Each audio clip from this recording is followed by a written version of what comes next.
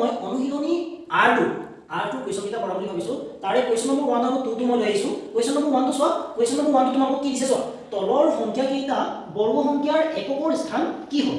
এতিয়া চোৱা, তলৰ সংখ্যা কেইটাৰ বৰ্গ সংখ্যাৰ এককৰ স্থান দিছে। কাৰ দিছে?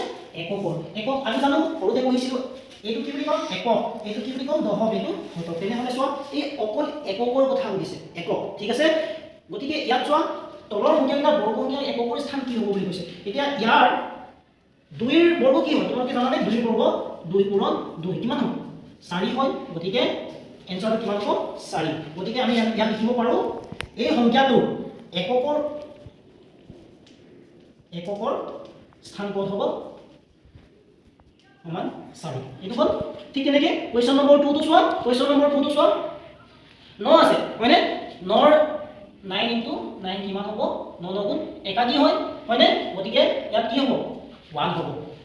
4 ঘৰ চোৱা, 4 ঘৰ 0 হয়, 0 হ'ব এনসাৰ। 4 নম্বৰ চোৱা, 4 নম্বৰটো লাষ্টত কিমান আছে? 7 আছে। 7 ইনটু 7 কিমান হ'ব? 7 গুণ 49। তেনেহ'লে এনসাৰটো 9 হ'ব। কুৱেশ্যন নম্বৰ 2 টো চোৱা। কুৱেশ্যন নম্বৰ 2 টো তলৰ সংখ্যা কেইটাৰ পূৰ্ণবৰ্গ নোহোৱাৰ কাৰণ কি? কৈছে তলৰ সংখ্যা কেইটাৰ পূৰ্ণবৰ্গ নোহোৱাৰ কাৰণ কি? পূৰ্ণবৰ্গ কেলেই নহয় এই সংখ্যা কেইটা? তোমালোকক প্ৰথম ধাৰণাতে কোৱা হৈছিলে যে এইখিনি সংখ্যা যেতিয়া এককৰ স্থানত থাকে তেতিয়াহে পূৰ্ণবৰ্গ হ'ব। কিন্তু চোৱা, ইয়াত চোৱা, এই গোটেইখিনিত চালে তোমালোকে অকল 0টোহে বৰ্গটো 0টোহে যুগ্ম সংখ্যা পাবা। বাকী ইয়াত চোৱা, ইয়াত কুৱেশ্যন নম্বৰ 1 টো চোৱা 7 দিয়া আছে। এককৰ স্থানত কিমান আছে? 7 আছে। গতিকে 7 থাকিলে কিয় পূৰ্ণবৰ্গ নহ'ব সুধিছে নহয়, কাৰণটো লিখিবলৈ কৈছে নহয়। সেইকাৰণে আমি লিখিব লাগিব এককৰ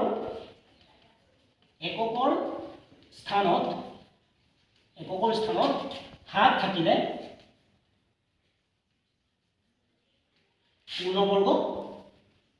পূৰ্ণবৰ্গ নহয়। হ'লনে? এককৰ স্থানত 7 থাকিলে পূৰ্ণবৰ্গ নহয়। ঠিক তেনেকৈ কুৱেশ্যন নম্বৰ 2 টো তোমালোকে এনেকৈয়ে কৰিবা। এককৰ স্থানত 8 আছে, গতিকে 8 থাকিলে ইয়াত কি বুলি লিখিম? এককৰ স্থানত 8 থাকিলে পূৰ্ণবৰ্গ নহয়। ঠিক তেনেকৈ 2 টোকো আমি লিখিম এককৰ স্থানত 2 থাকিলে পূৰ্ণবৰ্গ নহয়। এতিয়া ইয়াতটো তোমালোকে সুধিব পাৰা, ইয়াতটো 0 আছে, তেনেহ'লে এইটো কিয় পূৰ্ণবৰ্গ নহয়? চোৱা, এককৰ স্থানত 0 এটাই আছে। ইয়াত যদি পূৰ্ণবৰ্গ যদি হ'বলগীয়া হয় তেনেহ'লে ইয়াত 0 দুটা হ'ব লাগিব। ইয়াত আমি কাৰণটো এইবুলিয়ে লিখিম কিয় এইটো পূৰ্ণবৰ্গ নহয়। কাৰণটো হৈছে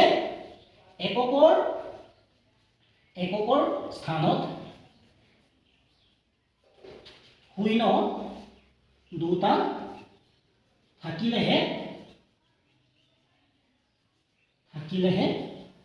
পূৰ্ণবৰ্গ হ'ব।